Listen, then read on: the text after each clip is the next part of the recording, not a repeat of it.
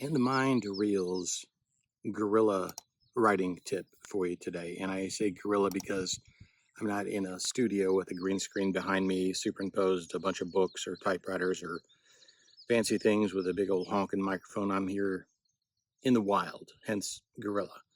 So I was thinking about this. Today is Mother's Day as I record this. And unfortunately, my mother passed away last year. And this is my first Mother's Day without her. But that's not what this is about.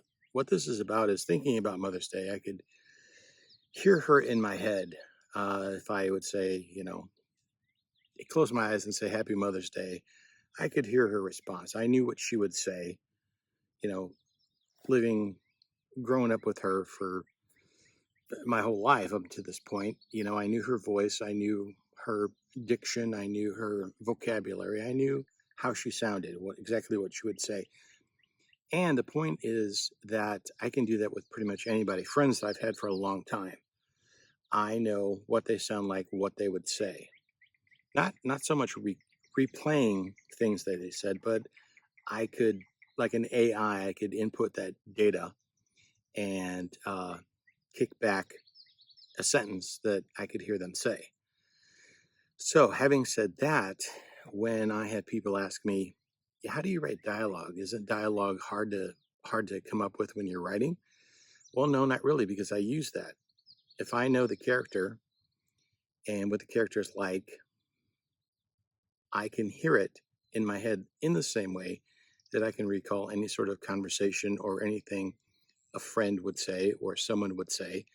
I can hear their pauses. I can hear the words they would use, based upon their education. Would they use slang? Would they use contractions? Would they be very formal? I can hear it exactly as the person would speak, just as I said, I can imagine anybody that I've ever known speaking to me. So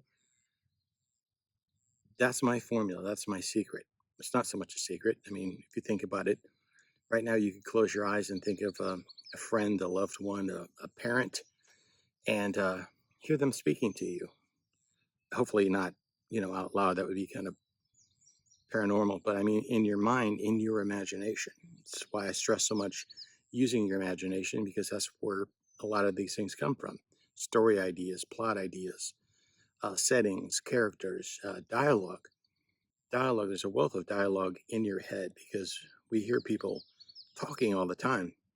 I was one of those guys in high school and college and what have you that when I go to parties, I was kind of the guy that sat in the corner, not so much to get attention, but I was more an observer than I was a participant. I would just kind of sit and watch people and listen to people.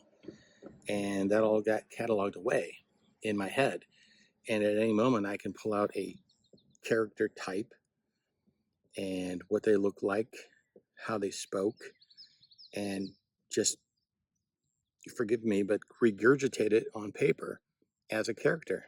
There's countless examples in my writing, even in my murder mystery plays, where I've heard a certain type of person and I know the words they constantly use. I mean, there was a guy I knew on a support job I was doing up in Pennsylvania, and this guy would begin every sentence he would say, "Here's a question for you," and then he would say something. "Here's a question for you," and then he would say something else. And it never was a question. It was just his way of beginning a conversation. That was his little idiosyncrasy, his little quirk that he had. And that got stored away. I thought, what a funny way to begin conversations by saying, "Here's a question for you," and then not really asking a question. So that ended up being used by me in a play that I wrote, a character.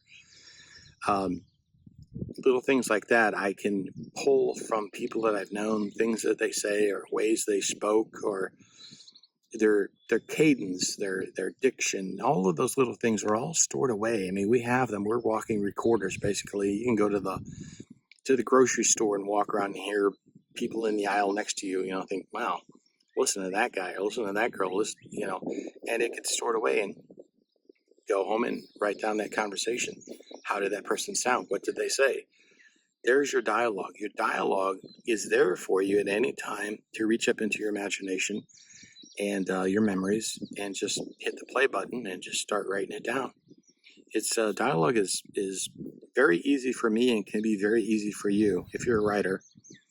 Just hit that playback button in your mind, or think of someone that you know and imagine yourself talking to them, because you'll know exactly what they say and how they would talk to you and what they would talk about.